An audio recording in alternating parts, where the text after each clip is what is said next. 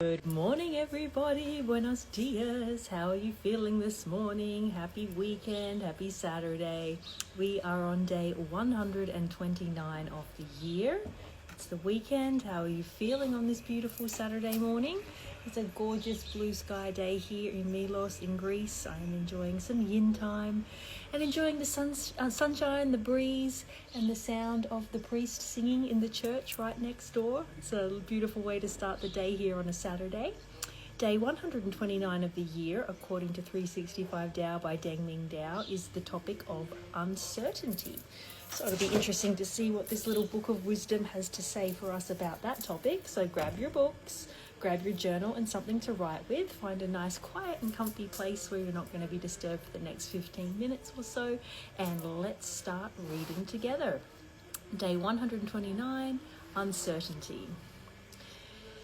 Kicking a pebble by the side of the road, watching it tumble pell-mell. Chance and randomness become order. There is chance in this world. Things happen randomly. When a pebble is accidentally kicked down the hill, there was no arrangement, there was no plan. It simply happened. A colliding of bodies. Some people argue that there is order to this universe, asserting that God doesn't play dice. What is the relationship of order and disorder? So think about those two things, order and disorder. What are those two things? Opposites. And what does the yin and the yang symbol symbolize? The balance of opposites. So it says here, what is the relationship of order and disorder? Let's continue. We might say that randomness becomes order.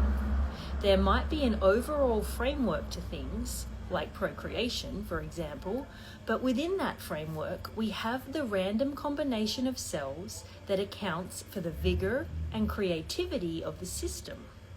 By the same token, we may have some constants to a system, such as gravity, but within the constraints of that system, there is chance.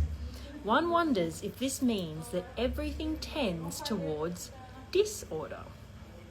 For this to be true, there would have to be an order in the first place, right? You can't have disorder without order, right? With equal and balancing opposites.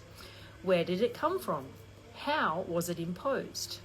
Or was there always disorder and chance inherent in the universe, and did they somehow become part of the fabric of reality? Those who follow Tao say there is no definitive way to resolve this question. They are more interested in accepting the fact that there is always uncertainty in the universe and working with that. Wow, that's a very poignant sentence. I think that's the one that I'm going to use as my journaling prompt for today. I'm going to reread it. Accepting the fact that there is always uncertainty in the universe and working with that. Accepting what is and working with it. For them, incorporating uncertainty into life is at the heart of Tao. That is when they feel the most human. Wow, those last couple of sentences are really, really the strongest ones out of this entire passage. And as I said, I think that one I reread is going to be my journaling prompt. I'm going to reread those again. They are more interested in accepting the fact that there is always uncertainty in the universe and working with that. For them, incorporating uncertainty into life is at the heart of Tao. So when we allow, right, we allow uncertainty, we incorporate it into our lives, we're not forcing or pushing against it. We understand that yes, there is chance in life. Yes, there is uncertainty in life.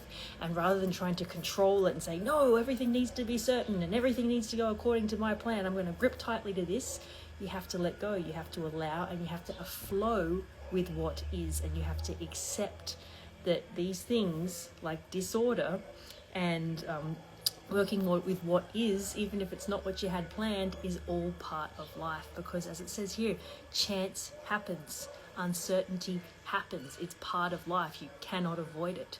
And what's avoiding it is trying to force it to be something other than what it is. So really what this passage is teaching us is that we have to go with the flow.